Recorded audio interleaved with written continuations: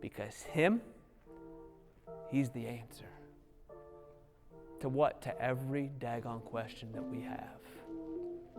I'm talking about the situation that you're going through right now. You have no idea which way to turn, left or right. You don't know if you should pause or run forward. You don't know if you should take the job, buy the car. You don't know if the house is good. You don't know if the school to put your kids in. You have no idea.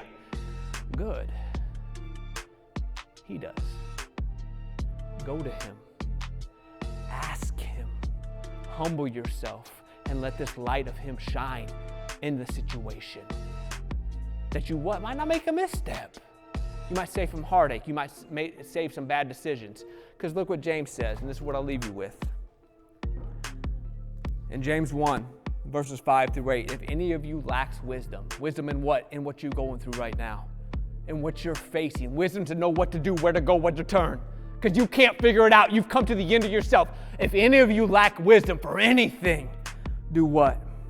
You should ask God. Why? Because he is the answer to everything. He knows where you're supposed to go. He knows if that house is good, that school is right, if that spouse is who you're supposed to end over with. He knows. Ask him. Who gives generously to all without finding fault, and it will be given to you.